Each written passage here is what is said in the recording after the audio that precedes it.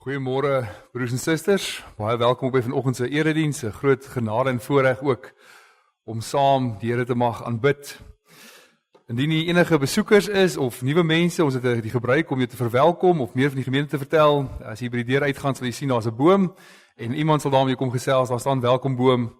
Kom gesels gerus en ontmoet die mense en dan skakel ons ook maklik in die gemeente. Ons dink in meelewing aan die volgende lidmate, aan Robert wat hierdie week gaan vir 'n knieoperasie, aan Lisel Herbert wat in Tygerberg opgeneem is, en dan het ons nou vanoggend ook gehoor dat Harding Joubert, wat die oupa is van die een verbondskindjie wat vanoggend gedoop word, ook Vrydag 'n hartaanval gehad het en opgeneem is in die hospitaal. Ons dink ook aan hulle. Dan maak ons ook met leedwese bekend die afsterwe van Karel van der Merwe laas Sondag. Ons dank die Here ook vir hoe dinge gebeur het en in besonder wil ons aan Elna dink in hierdie moeilike tyd en hierdie week graag vir haar ook die blomme gee. En ons vra asseblief, dra asseblief vir die lidmate en besonder ook vir Elna nog steeds in die bede aan die Here op. Dan het ons die groot voorreg dat daar vanoggend weer kinders gedoop word, twee verbondskindertjies. Eerst een Vian, die seentjie van Wouter en Susan Jansen van Rensburg, en ek wil het so vinnig noem, dat die van u, ek dink, Jenny heeft 'n paar keer in die boodskappertjie ook gewees, net ons bid vir hulle, en by die kerk het ook genoem, met Alwin gevra, het ons baie intree vir hulle ook, met die swangerskap en hoe dinge gebeur het ook daar, en ons dank die Here, dat ons nou vandag die voorreg het, om ook vir klein Vian te doop. En die ander babiekie is klein Katrijn, die dogtertjie van Emiel en Annelie Joubert. En dan geluk ook aan die oumas en die oupas wat in die gemeente is, ouma Elma, wat ook in die gemeente is, en dan oupa Erik en ouma Ansa Bink, as ook oupa Harding en ouma Beth Joubert, wat almal lidmate van die gemeente is. Ons wotum kom vanoggend uit Psalm 25. Tot U, Here, rig ek my God, op U vertrou ek. Niemand wat sy verwagting in U stel, sal beskaam word nie. Maak my U wil bekend, Here, leer my U paaie. Laat U waarheid my lei en onderrig my daarin. Want U is God, my redder. In U stel ek elke dag my verwagting. Geliefdes, genade, barmhartigheid en vrede vir julle, van God onze Vader, en ons Here Jesus Christus, deur die kragvolle werking van die Heilige Gees. Amen. Loof heel die skepping, loof die Here. Laat alles voor die Skepper buig. As ek al die werke aanskou, dan moet ek juig. Hoe groot is U? Ons gaan nou staan en sing ons saam twee liedere. Lied 456, daarvan saam verse 1 en vers 3. En Bart gaan dit eers een keer vinnig deurspeel. En dan let asseblief op, het ook gevra dat die laaste noot, die voorlaaste noot, hou vir 6 stellings aan, dis nogal baie verwarrend. En dan direk daarna sing ons ook saam lied 464, verse 1 en vers 2. En dan bely ons saam ons geloof.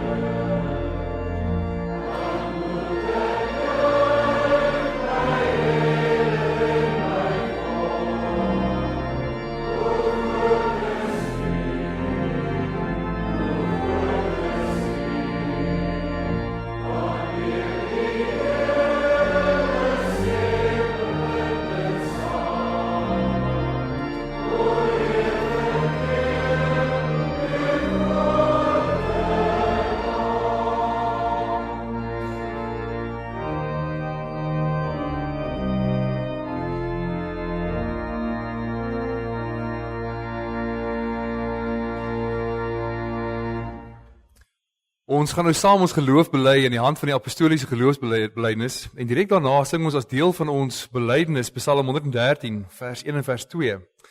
En die wonderlike woorde oor wie die Here is. Hy het oor die hele skepping mag en God se grootheid het nie gelyke nie. Kom ons bely nou saam ons geloof. Ek glo in God die Vader, die Almagtige, die Skepper van hemel en van aarde. En in Jesus Christus, sy enige gebore Seun, ons Here, wat ontvang is van die Heilige Gees en gebore uit die maagd Maria, wat gelyd onder Pontius Pilatus, gekruisig is, gesterf het en begrawe is, en hy die lyding van die hel ondergaan. Hy het op die 3de dag opgestaan uit die dood, opgevaar na die hemel en sit in die regterhand van God, die Almagtige Vader, waarvandaan hy sal kom om die lewendes en die dooies te oordeel. Ek glo in die Heilige Gees. Ek glo in 'n heilige algemene Christelike kerk, die gemeenskap van die heiliges, die vergifnis van sondes, die opstanding van die liggaam en 'n ewige lewe. Amen.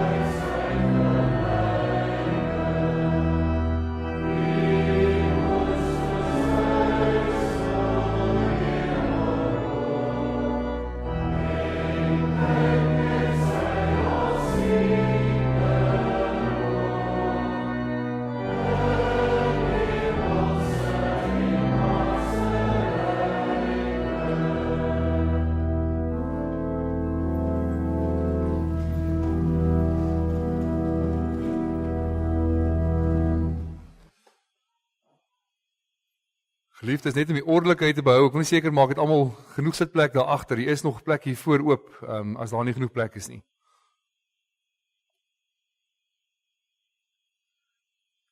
Kom ons luister nou saam na die wet van die Here, ons verootmoedig onsself voor die Here, en ons kom juis om ons skuld te bely. Ons sing dit ook na die tyd, terwyl ons gaan bly sit, Psalm 65, hierdie woorde. Na U is ons verlange, ons kom juis daarom om ons skuld te bely voor U, want U maak ons van ons sondes vry. Ons luister saam na die wet van die Here in Eksodus 20. Toe het God al hierdie gebooie aangekondig. Ek is die Here jou God wat jou uit Egipte, uit die plek van slawerny bevry het. Jy mag naas my geen ander gode hê nie. Jy mag nie vir jou 'n beeld of enige afbeelding maak van wat in die hemel daarbo of op die aarde hieronder of in die water onder die aarde is nie. Jy mag hulle nie vereer of dien nie, want ek, die Here jou God, hy is onverdeelde trou aan my. Ek reken kinders die sondes van hulle vaders toe, selfs tot in die 3de en die 4de geslag van die wat my haat. Maar ek betoon my liefde tot aan die 1000ste geslag van die wat my liefhet en my gebooie gehoorsaam. Jy mag die naam van die Here jou God nie misbruik nie, want die Here sal die een wat sy naam misbruik nie ongestraf laat bly nie. Sorg dat jy die Sabbatdag heilig hou. 6 dae moet jy werk en alles doen wat jy moet, maar die 7de dag is die Sabbat van die Here jou God. Dan mag jy geen werk doen nie jy of jou seun of jou dogter, of die man of vrou vir jou werk, of enige dier van jou, of die vreemdeling by jou nie. Die Here het in 6 dae die hemel en alles daarin gemaak. Die aarde en alles daarop en die see en alles daarin. En op die 7de dag het hy gerus. En daarom het die Here dit as 'n gereelde rusdag geheilig. Eer jou vader en jou moeder, dan sal jy lank bly woon in die land wat die Here jou God vir jou gee. Jy mag nie moord pleeg nie. Jy mag nie egbreek pleeg nie. Jy mag nie steel nie. Jy mag nie vals getuienis teen 'n ander gee nie. Jy mag nie iemand anders se huis begeer nie. Jy mag nie sy vrou begeer nie, ook nie 'n slaaf of slavin, 'n bees of 'n donkie, of enigiets anders wat aan hom behoort nie.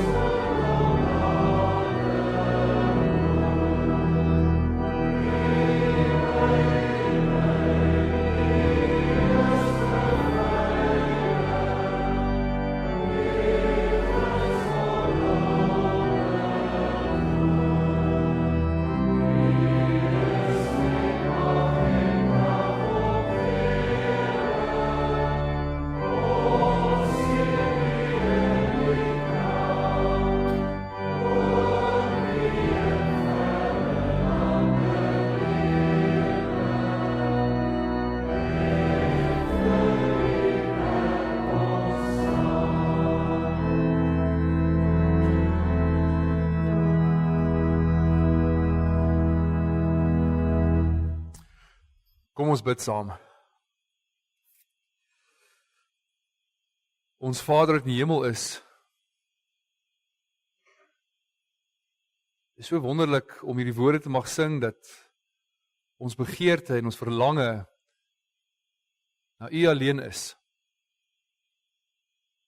Daar is nie iemand anders, daar is nie enigiets anders waarna ons 'n toevlug het nie. Maar U alleen, U is ons rots.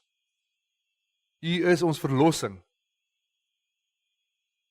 En by U is daar vergifnis.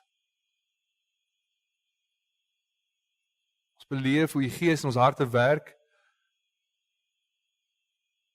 Ons beleef dat daar 'n oortuiging in ons harte is van sonde wat ons teenoor U doen. En is daarom kom bely ons daardie sonde voor U. En die wete dat U is genadig en lankmoedig. En die wete dat U ons sonde in ons Here Jesus Christus gestraf het. En ons daarom vrygespreek is.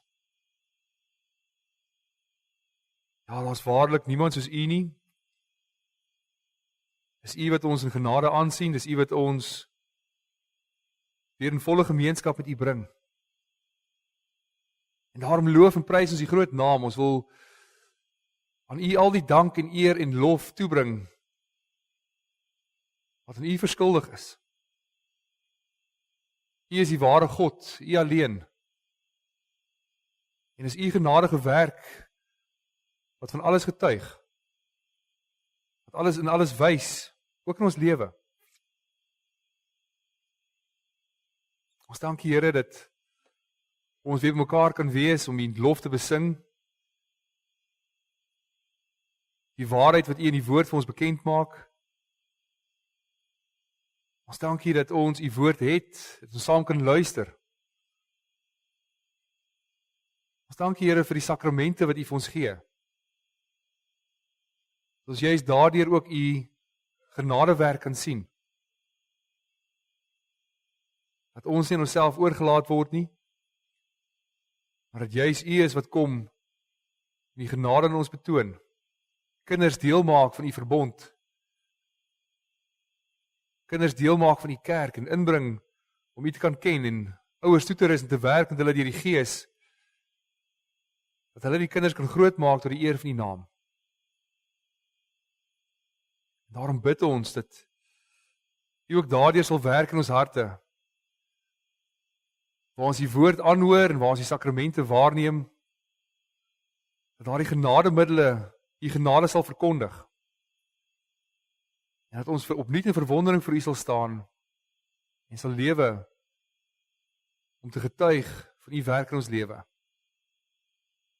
Ons bid dit in Jesus naam alleen. Amen.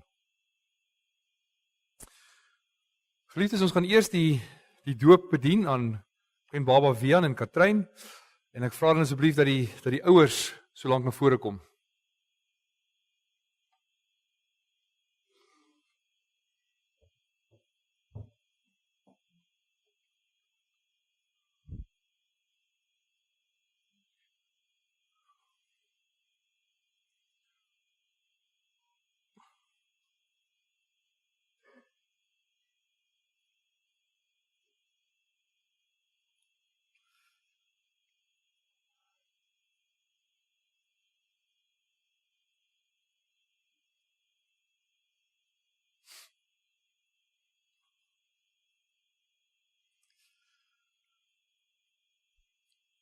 Goed, Susan en Wouter en Annelie en Emiel. Ons hou graag vir die formulier vir die bediening van die heilige doop aan kinders voor, en so ook in die gemeente. Die hoofsaak van die leer van die heilige doop word in hierdie 3 punte saamgevat. Eerstens, ons en ons kinders is in sonde ontvang en gebore, en is daarom onder die toorn van God, sodat ons nie in die koninkryk van God kan inkom nie, tensy ons opnuut gebore word. Dit word aan ons geleer deur die indompeling in en die besprinkeling met die water, waardeur die onreinheid van ons siele vir ons aangetoon word. Ons word daardeur vermaan om 'n afkeer van onsself te hê, ons voor God te verootmoedig en ons reiniging en saligheid buite onsself te soek. En tweedens, die heilige doop betuig en verseël in ons die afwassing van die sondes deur Jesus Christus. Daarom word ons gedoop in die naam van God die Vader en die Seun en die Heilige Gees. Hoe gehoor oupa en ouma, as julle al nou vorentoe bring, is julle ook welkom. As jy net al marvel is, dit ook reg.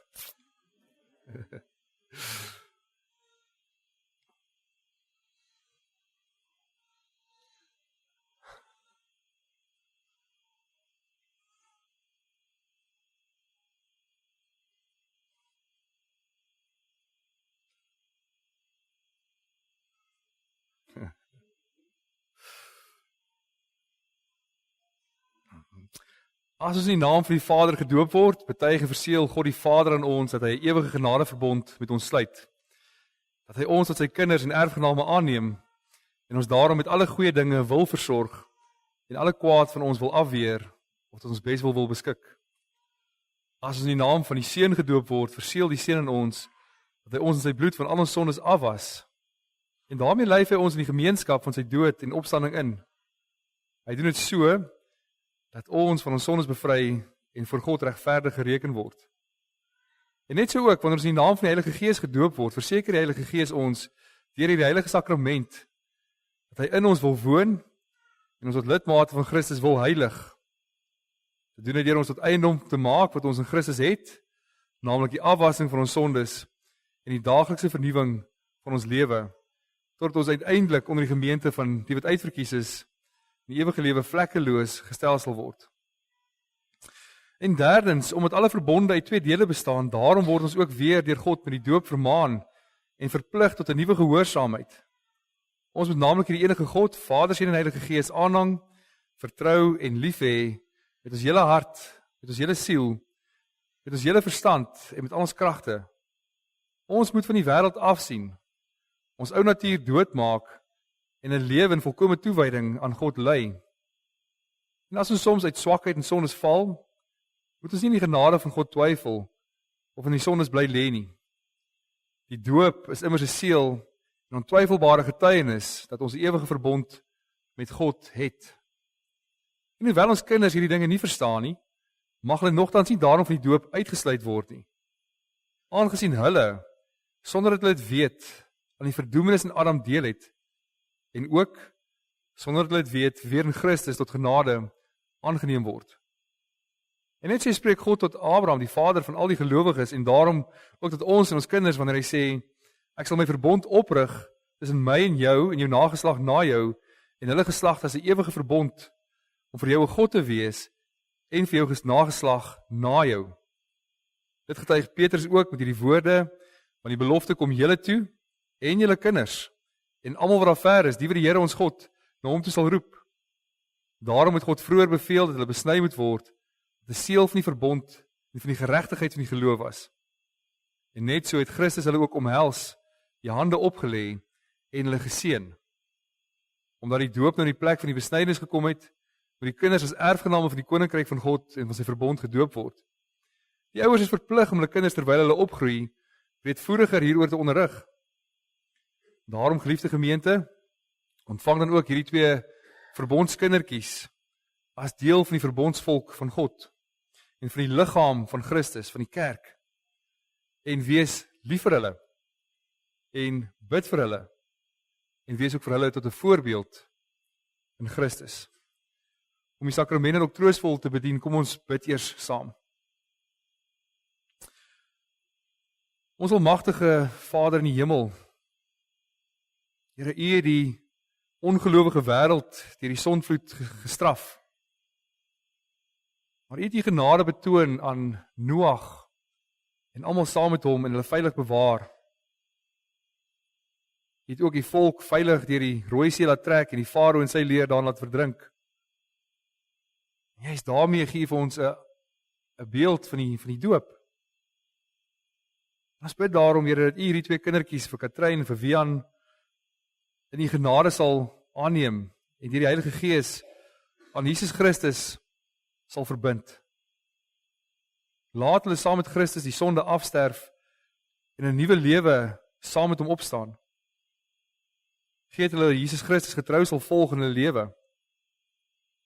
Dat hulle ook elkeen hulle kruis gewillig sal dra en dat hulle hom met geloof en hoop en liefde sal dien. Bewaar hulle deur die lewe en gee dat hulle eendag in vrede uit die lewe kan gaan en met volle vertroue voor Jesus Christus in sy regterstoel kan verskyn as hy weer kom. Dit bid ons in Jesus naam alleen. Amen. Emiel en Annelie en Wouter en Susan, ons vra dan ook dat julle nou opreg die volgende vrae sal antwoord. Julle het gehoor dat die doop 'n instelling van God is om aan ons en ons kinders sy verbond te verseël. Daarom moet dit vir hierdie rede doel doen en nie uit gewoonte of bygeloof nie. En dat dit duidelik kan word dat dit julle gesindheid is, moet julle van julle kant af ook opreg op die volgende vrae antwoord. Eerstens, hoewel ons kinders in sondes ontvang en gebore is en daarom in allerlei ellende, ja, aan die verdoemenis self onderwerp is, wil julle nogtans dat hulle in Christus geheilig is en daarom as lidmate van sy gemeente gedoop behoort te wees. En tweedens, bely hulle dat die leer wat in die Ou en die Nuwe Testament en in die artikels van die Christelike geloof vervat is en die Christelike kerk hier geleer word, die ware en die volkomme leer van die saligheid is. En derdens, beloof julle en neem julle voor om vir Wian en vir Katrein, van wie u die vader en moeder is, wanneer hulle dit kan verstaan in die genoemde leer, maar julle vermoë te onderrig en dit laat onderrig. Wouter en Susan, ons vra jy op julle antwoord. Emiel en Annelie. Ek vra asseblief dat al 2 babetjies ingebring word. Klein Katrein en klein Wian asseblief.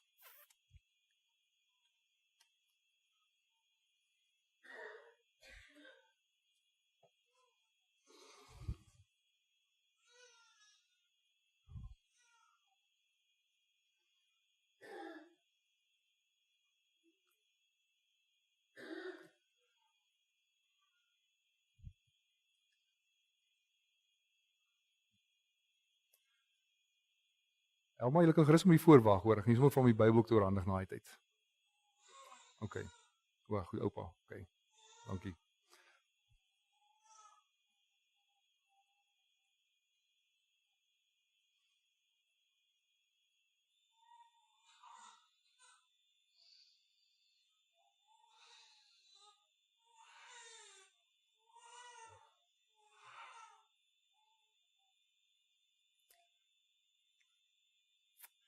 Vra dat Wian eers na vore kom. Wian Jansen van Rensburg, ek doop jou in die naam van die Vader, en die Seun, en die Heilige Gees.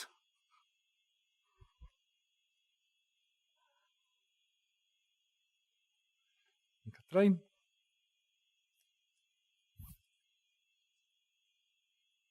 Katrein Joubert, ek doop jou in die naam van die Vader, en die Seun, en die Heilige Gees.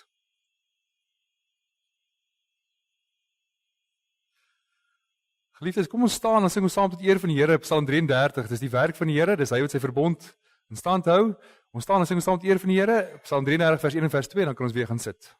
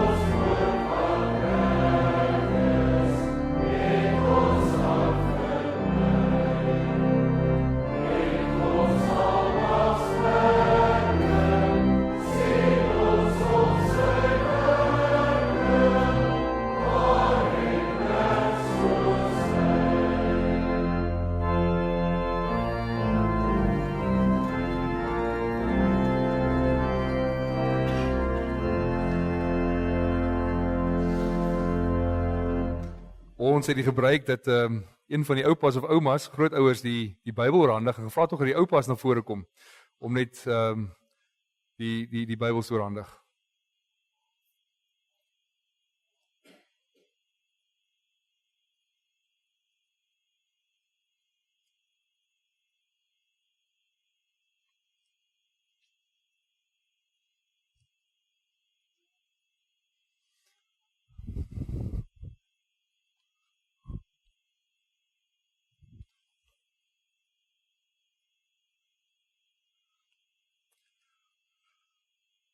Terwyl ons net so staan, kom ons bid saam.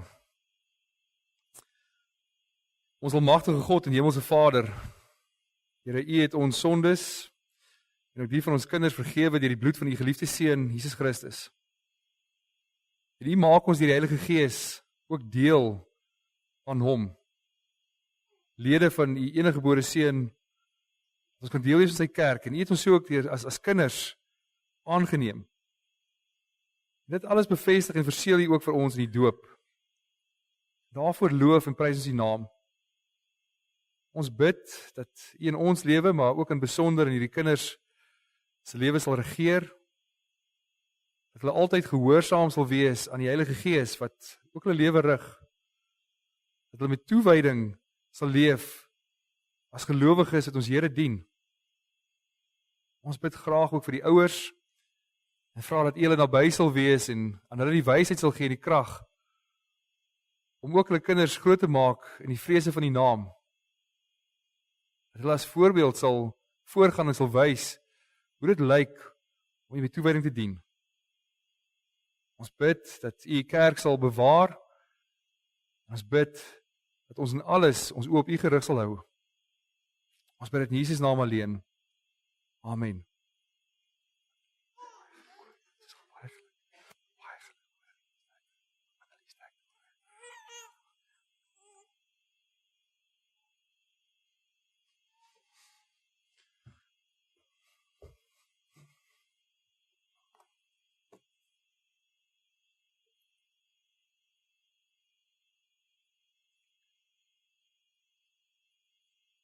Ons luister saam na die woord van die Here uit Psalm 8.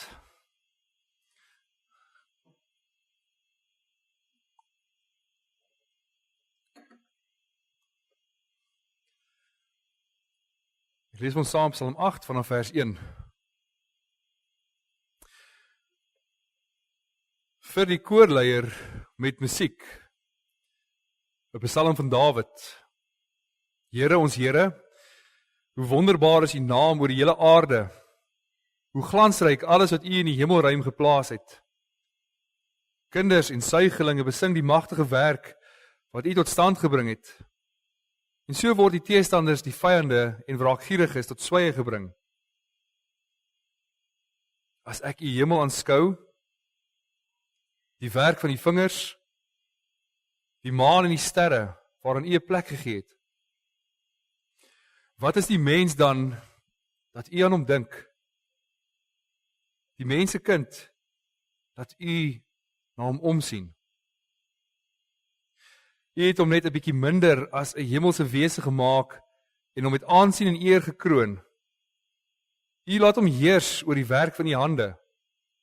U het alles in hom onderwerp, skape en beeste, alles. Selfs die diere in die veld, die voëls in die lug, en die visse in die see, wat die oseane deurkruis. Here, ons Here, hoe wonderbaar is U naam oor die hele aarde.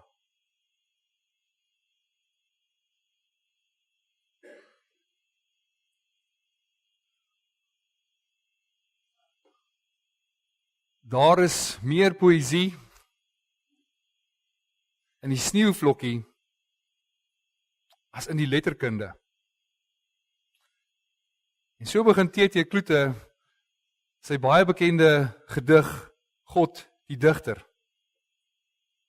Om iets daarvan vas te vat, dat nie net 'n deeltjie van die skepping soos 'n sneeuvlokkie nie, maar elke deel van die skepping getuig van God se heerlikheid. En 'n mens staan in verstomming as ons die wêreld van die Here aanskou, die skepping wat hy gemaak het.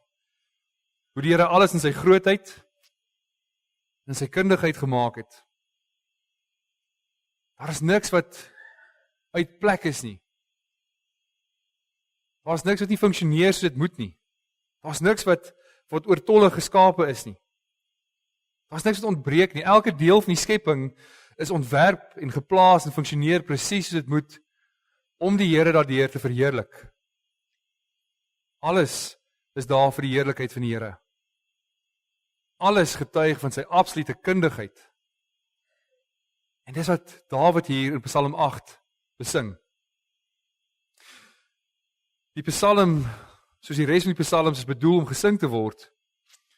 Dis vir die musiekleier. En dan staan daar in die 83 vertaling die woord wat eintlik gebruik word, dat dit bedoel is om gesing te word, maar die eintlike woord is eintlik onseker waarna dit verwys. Dit kan na 'n musiekinstrument verwys of na 'n melodie, 'n bekende melodie wat hulle geken het. Maar daar's 3 psalms wat so geskryf is of op hierdie manier geskryf is, en al 3 van hulle dui op 'n loflied. Dis juist daar dat dit met vrolike klanke tot die eer van die Here gesing word. So Dawid breek dit in 'n lofstem uit as hy sê: O Here, ons Here, hoe heerlik is U naam oor die hele aarde. Want die Here maak homself bekend. Hy openbaar sy mag deur sy skepping. Dat aan die Here alleen behoort alle heerlikheid tot in ewigheid, en uit hom en deur hom en tot hom is alle dinge, en hy het alles geskape sodat hy daardeur verheerlik word. En die skepping self verheerlik God, elke deel daarvan wat gemaak is. Maar so ook ons. As ons dit aanskou, as ons die openbaring wat die Here vir ons wys, sien, moet dit 'n reaksie by ons as mens bring. Dawid gebruik baie mooi die meervoud hier, ons Here. Dat mense moet dit sien, alle mense moet dit sien, en wanneer dit sien, moet hulle nie anders kan as om beweeg te word, as om God te verheerlik nie, en sê hoe wonderbaar is U naam. Wanneer ons die woorde lees, dan klink dit so 'n herhaling van woorde wat eintlik die klem daar wil plaas dat die Here ons Here is. En dis ook waar, dit is dit, maar hierdie twee woorde is nie dieselfde woorde in Hebreëus nie. Die eerste Here is die Here se verbondsnaam in Hebreëus, die Here Jahwe, waarmee homself aan Moses bekend gemaak het. Hy is wie hy is. Dis sy naam waarmee hy as verbondsgod in verhouding leef met sy volk. En die tweede woord vir Here daar is die woord wat hy op Here se koningskap, wat die Here self gebruik as daarop wys dat hy regeer. Dawid besing dus hiermee, o Here, verbondsgod, wat ons Here en ons koning is. U wat alles gemaak het en koning is oor alles en oor alles regeer. En dan vir 'n derde keer verwys die Psalm na die naam van die Here, as hy sê, hoe heerlik is U naam oor die ganse aarde. As hy hier die derde keer praat van die naam van die Here, verwys hy na wie die Here in sy geheel is, in sy wese, maar ook in sy werke. Hy is nie net alleen die ewige en almagtige God nie, hy is die alwyse wat sy bestaan in homself het, hy is die ongeskape skepper wat alles gemaak het om daardeur verheerlik te word, hy alleen is goed en die alleroorvloedigste fontein van alles wat goed is. Daar's nie enige werke van God wat nie goed is nie, daar's nie enige werke van God wat gebrekkig is nie, in alles is hy volkome regverdig, maar ook in sy werke, hy het alles uit niks uitgeskep. Daar's nie 'n deel van die skepping waar sy heerlikheid nie duidelik sigbaar is nie. As 'n mens is, dan gaan en jy kyk na die grootheid van die berge, of jy gaan in jou huis en jy kyk na 'n klein plantjie. As jy die grootheid van die heelal beskou, of die detail van chemiese verbindings, as dit baie duidelik, daar's nie 'n deel waar God se heerlikheid nie wys nie. Jy kan nie 'n deel van die skepping uitwys en sê, maar die Here het geen aandag daar gegee nie. Daar's 'n deel van die skepping wat totaal verbeeldingloos geskep is, of lelik geskep is, of sonder detail geskep is nie. Nee, elke deel van God se skepping verkondig sy naam vir wie hy is. Elke deel van sy skepping verkondig sy heerlikheid. En daardeur openbaar die Here homself deur sy werke. Hy maak homself aan ons bekend deur sy werke. En dit is nie niks seggend nie. Want hy maak sy heerlikheid oor die hele aarde en alles wat geskape is, sigbaar. En nou gebruik Dawid doelbewus 'n woord wat gebruik word om te beklemtoon dat God se heerlikheid voortdurend in die hemel uitstrek. Hy is aanhoudend besig met sy openbaring. Hy is aanhoudend besig om sy heerlikheid voor die mense te wys. En die Here se mag is so groot, dis oorweldigend. Deurlopend word die mens gekonfronteer met God se heerlike mag. Dat alles bly in plek, alles wat so heerlik gemaak is, bly in plek om die Here dit so bewerk en daarvoor sorg en daaroor regeer as koning. Dan sê Dawid dat uit die mond van kinders en suigelinge het die Here sy mag gevestig. Die Here se mag hoef nie in groot dinge te wees nie. Met al daardie kosmiese krag verwag 'n mens dat die Here sy mag sal vestig in aardbewings of in donderstorms of in wêreldvorste of in konings. Dan is dit eintlik half kontra-intuïtief, dit kom uit die mond van suigelinge en kinders. Die Here se mag is so groot dat hy nie net deur ander groot mag hoef te verkondig nie. Hy doen dit deur magteloses. deur kinders en suigelinge, deur babas en kleuters. Die waarheid is daar vir die eenvoudigstes om dit te sien en te getuig daarvan. En nou gebruik die psalmdigter hierdie twee woorde juis om na die eenvoudigstes te wys, die kinders en suigelinge. En dis hoe die Here werk. Hy maak sy mag bekend deur juis die eenvoudigstes. In 1 Korintiërs 1 sê Paulus baie mooi hierdie argument, wat vir die wêreld swak is, het God uitgekies om die sterkes te beskaam. Dat voor God het geen mens dis iets om op te roem nie, sê hy. Met ander woorde, wat kinders getuig daarvan, is niks uit hulle self nie, is nie hulle eie krag nie. Wat kinders en suigelinge van kan getuig, is net God se werk en God se krag in hulle lewe. En dis hoe die Here werk. Hy het nie magtige mense nodig nie. Hy alleen kom toe al die mag en die eer. Hy gebruik kinders en suigelinge om sy teenstanders en vyande en wraakgieriges stil te maak. Hy hoef dit nie te doen deur groot wêreldmagte nie, maar deur die eenvoudigstes, deur die swakstes doen die Here dit. As ons dus hoor van teestanders en vyande en wraakgieriges, dan besef 'n mens as Dawid hier sê, Here, ons Here, dat dit nie alle mense insluit nie.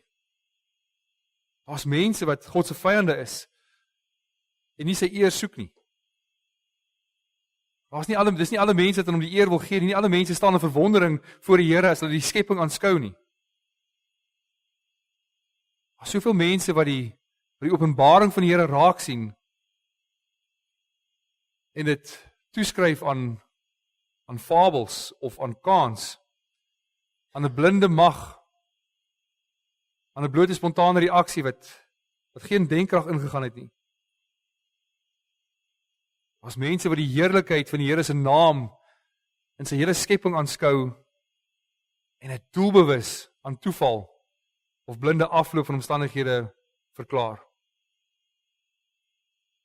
En dit is eintlik ondenkbaar om al hierdie heerlikheid van die Here te aanskou wat eintlik net aanbiddingswaardig is.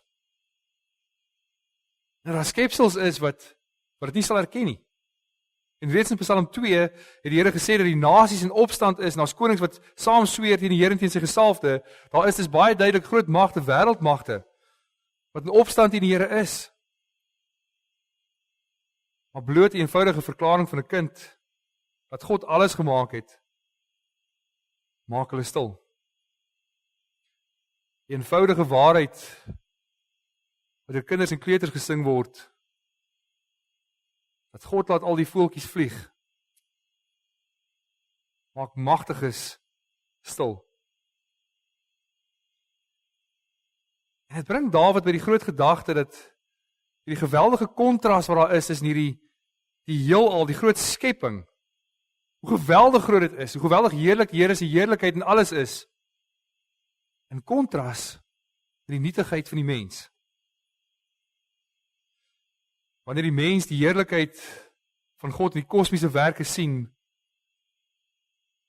hoe groot is die Here nie self nie? Ver verhewe bo sy skepping. En dis waaroor hy nadink, as ek u hemel aanskou en die werk van die vingers, die maan en sterre wat u toeberei het. En hierdie woord aanskou is 'n wonderlike vertaling, want die woord beteken om te sien, maar eintlik te bekyk, van nader af te bestudeer. Dit gaan daaroor om te kyk en dit in te neem, om werklik waar die persepsie te kry van wat jy sien. Dis waar hy nadink, die werk van die vingers. Dis die werk wat die Here self doen, en as ons dink oor iemand wat met sy vingers iets doen, dan dink 'n mens aan 'n vrou wat dalk sit 'n naaldwerk doen en dalk garing deur die naald van 'n oog moet kry en hoe delikaat dit is. Mens dink aan 'n chirurg wat 'n operasietafel in iemand se lewe werk en baie fyn moet werk met sy vingers in daardie operasie. As jy met jou vingers werk, is dit uiterste delikate werk wat jy moet doen. Dis klein fyn werkies wat die nouste konsentrasie en aandag van jou verg. Maar hier word die grootste ding wat die mens kan sien, die hemelruim van die Here. die hemel wat die mens aanskou so beskryf, dat God dit ook so presies en delikaat met sy vingers gemaak het. Elke deel daarvan is spesifiek. Elke deel daarvan is bedoel om presies daar te wees. Selfs die hemelruim wat so ontsettend groot is nie met 'n onnadenkende afjaag van die skepping nie. Dis nie net hier's 'n laaste bietjie materiaal, ek gooi dit daar in die heelal in nie. Maar selfs dit getuig van God se werk met sy vingers wat delikaat en presies gewerk het. En sien dus in jou gedagtes Dawid heel moontlik destyds so 'n skaapwagter was wat op sy rug op die gras lê en die hemelliggame beskou. In verwondering na die hemelruim kyk. En jy kan jouself nie indink hoe groot dit is nie. En jy is daarom die vraag, hoe klein is die mens nie? Wat is die mens dat een hom dink? Wat is die mens se kind wat jy hom besoek? Jy as mens is so mikroskopies klein teenoor alles. Ek dink dit self baie keer as ek oor die stad Kaapstad kyk en net kyk hoe geweldig baie miljoene mense daar is. Maar hoe klein en nietig ek eintlik maar is. En op die claim nog meer daarop te vestig oor die nietigheid van die mens, gebruik die digter spesifiek nie die algemene woord wat na mens in Hebreëus verwys, die woord Adam nie. Maar hy gebruik die woord vir mens enos. Here, wat is die enos dat een hom dink? En die woord se nuance val daarop op die broosheid van die mens. Die uiterste beperkings wat die mens het. Dat die mens sterflik is en aan die dood onderwerp is.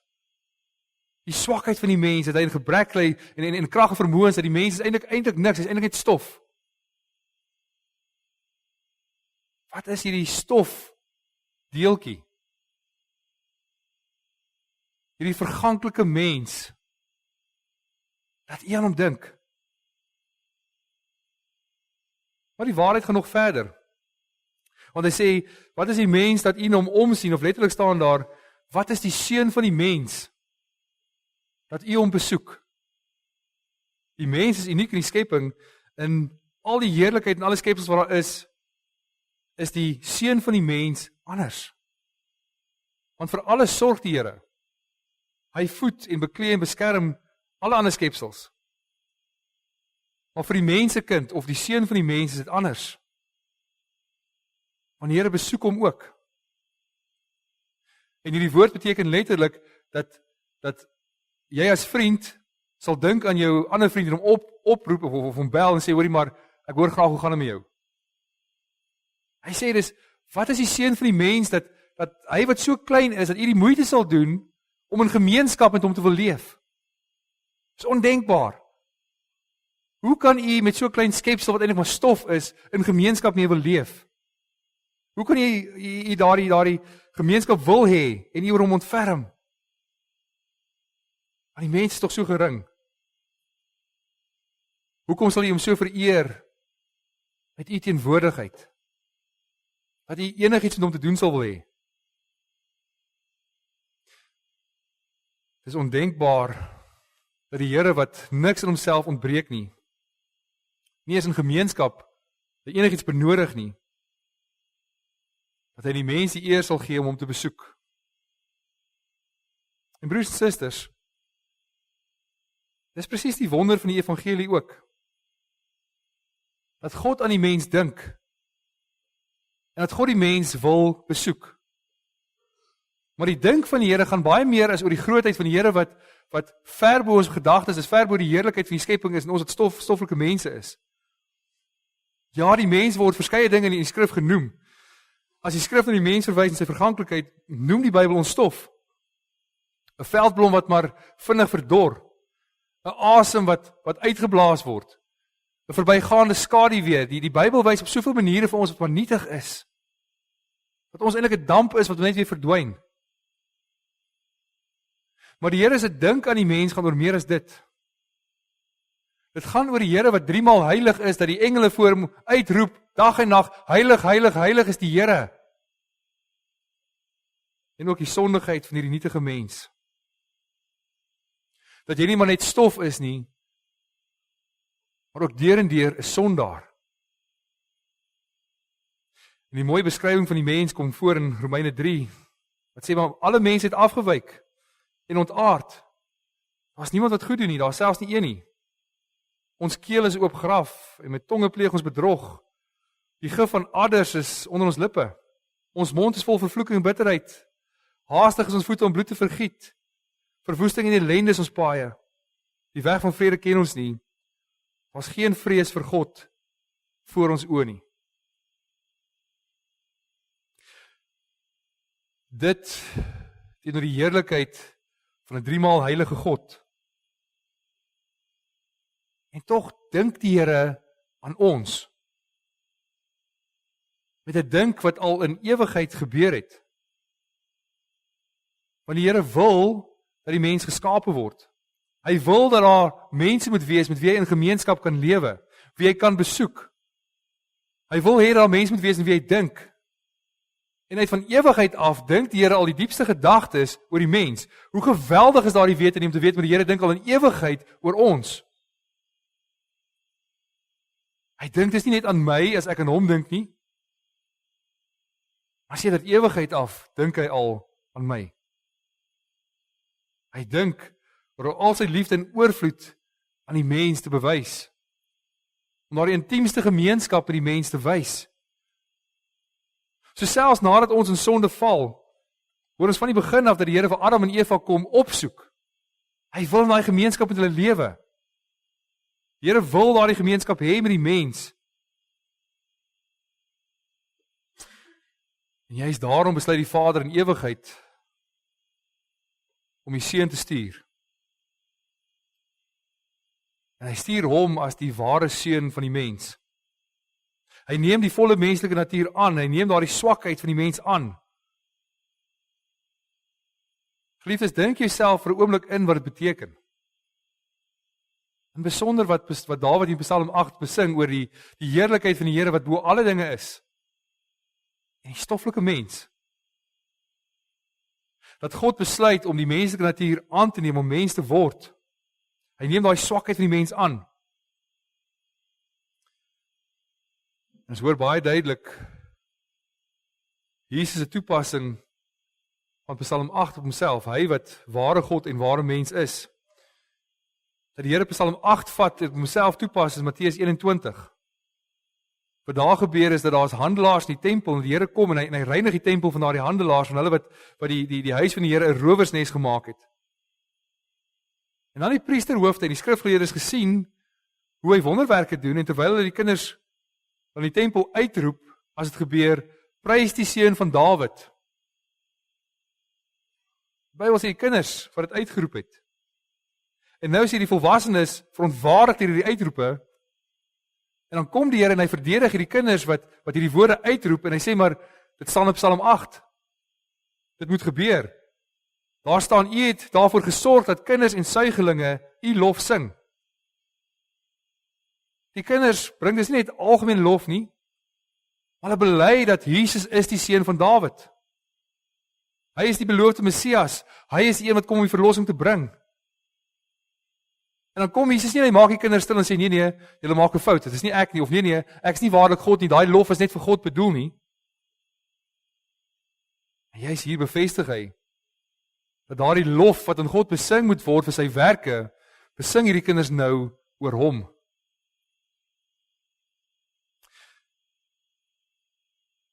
En hy haal Psalm 8 effens anders aan.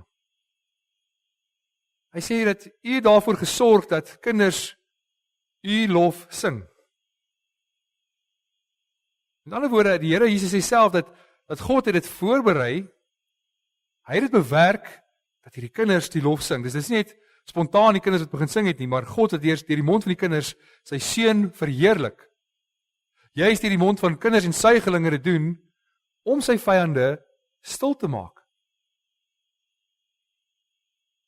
Hoe merkwaardig is dit is nie net nie dat kinders en suigelinge die verlossingswerk van die Here besing. En juist deur Psalm 8, dis nie net dat hulle God se algemene heerlikheid en sy skepping besing nie, maar ook vir Jesus Christus besing wat sy verlossingswerk doen. Dis deel van God se werk. God openbaar homself deur sy natuur, maar openbaar homself deur sy woord ook, deur sy verlossing, deur sy skepping en verlossing. Dis beide die werke van die Here. En die Here sorg daarvoor dat kinders daardie lof van hom besing vir sy werk. Ons hoor dan ook baie mooi uit hierdie gedeelte of wie die vyande van God is, wat die kinders tot sweye bring. Hierdie priesterhoofde en skrifgeleerdes is hulle of mense wat nie vir Jesus as die verlosser erken nie. Die vyande van God is dis hulle wat nie vir Jesus wil erken as die verlosser nie. Dis hulle wat nie in die versoening van Christus deel nie, wat nie in God in gemeenskap met God leef nie. Dis God se vyande. Dis hulle wat die kinders tot sweye bring as hulle getuig wie Jesus is. Dat Jesus Christus is die Messias. Hy is die ware God aan wie alle lof toekom, wat die menslike natuur aangeneem het. En dan haal die Hebreërskrywer ook in die Nuwe Testament Psalm 8 aan in hoofstuk 2. En gee direk daarna 'n toepassing op Christus.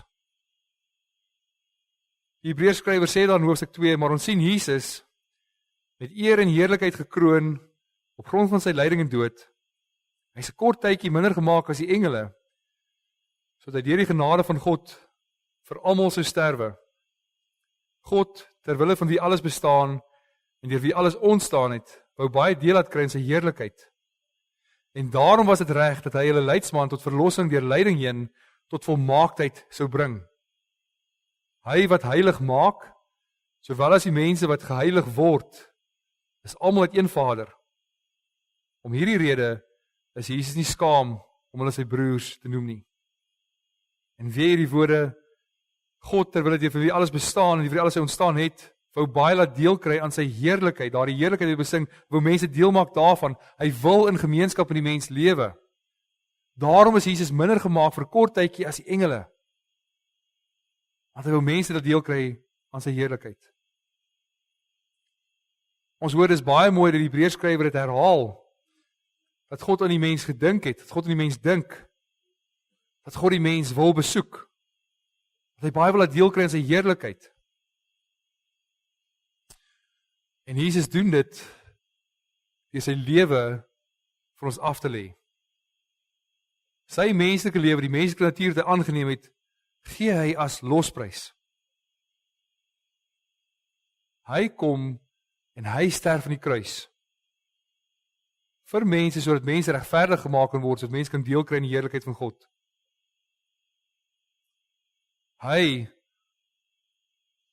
wat die ware seun van die mens is daar in die kruis, nie deur God besoek nie.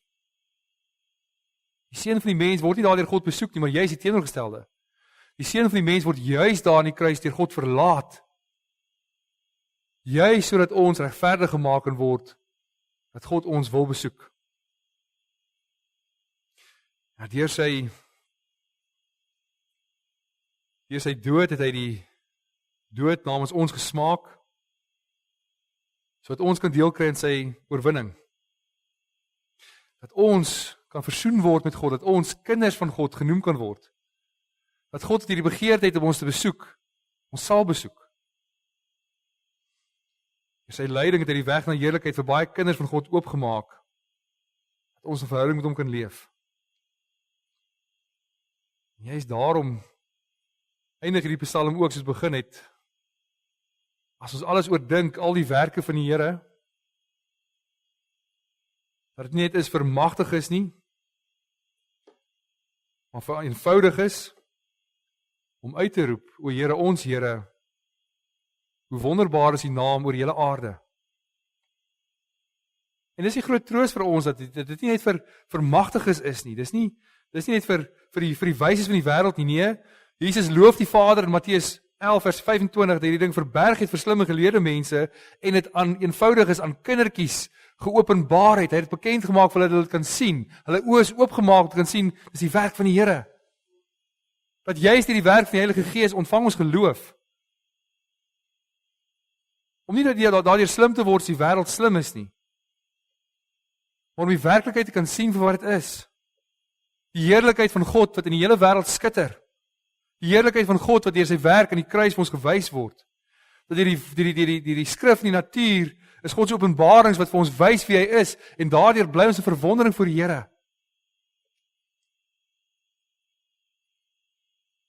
Ons kan dus baie mooi sê as ek u hemele aanskou, as ek u evangelie aanskou, in alles die werke van die vingers, die werk van die verlossing, hoe presies, hoe delikaat hy daai verlossing vir my bewerk het in die Seun, afgemeet, dat hy vir my gesterf het, vir elke sonde van my, sodat ek nie verlore sal gaan nie. Wie is ek? Dat hy aan my dink, dat die Seun daar aan die kruis sal hang, en aan my sal dink, en my sonde op hom sal neem, sodat ek kan lewe. Ek is 'n ellendige mens, stof, sondaar. En tog dink u aan my. Die Seun van die mens, dat u my besoek. Geliefdes, ons staan in verwondering voor die werk van die Here. Elke deel wat die Here aan ons openbaar en bekend maak, plaas ons deurlopend voor die vraag, hoe wonderbaar is u naam oor die ganse aarde. Hy is daarom juig aarde en roem sy naam. Mag ons deurlopende verwondering staan en verkondig, hoe wonderbaar is u. Amen.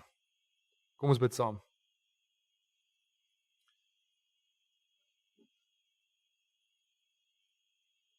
Ons Vader in die hemel,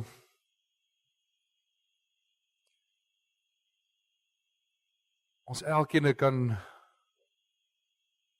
getuig, die besef oor hoe nietig ons is. Ons oordink ons eie lewe, ongeag die lengte daarvan, is 'n oogwink verby. Die mens leef maar 70 jaar, sy sterk is 80 jaar. So kort, so vlugtig. So skaduwee in 'n veldblom wat verwelk. Ons oordink ons eie lewe en die sondaars wie ons is, die sonde wat ons doen. En ons kan nie indink dat die enigiets wat ons te doen wil hê nie. Ons wat maar nietige mense is, ons wat sondaars is. En tog dink jy aan ons en besoek jy ons. En daarvoor kan ons nie anders nie, ons wil die loof en prys daarvoor. Dat u in gemeenskap met ons wil leef. Dat u liefde en oorvloed oor ons uitstort deur die Seun Jesus Christus. Dat hy deur u verlaat is sodat ons in ewigheid u kinders kan wees. In gemeenskap met u kan leef. Dat u ons verhef en verheerlik tot ewige wesens wat in ewigheid in gemeenskap met u sal leef. Ons dank en ons loof en ons prys u naam daarvoor. Mag u naam, u werke, u verlossingswerke, ook oor die hele aarde verkondig word. En mag mense dit hoor, en u heerlikheid sien, en aan u al die eer bring. Amen. Geliefdes, die liefdegawe gaan vandag vir die diakonale kas en ook vir Gracie Park. Dit word by die deure opgeneem, of u kan dit ook elektronies gee. Kom ons staan en sing ons saam met in slotte Psalm 8. Ons sing daarvan saam verse 1, 3, 4 en 5.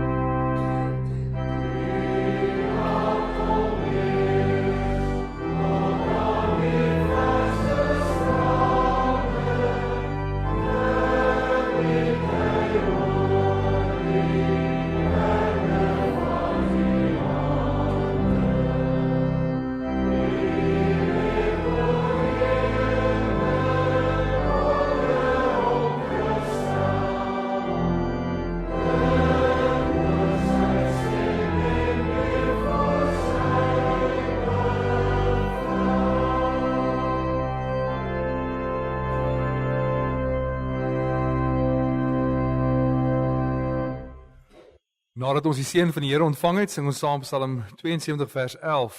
Die wonderlike dat die Here se heerlikheid oorsweef die hele aarde. En amen, sê my lied.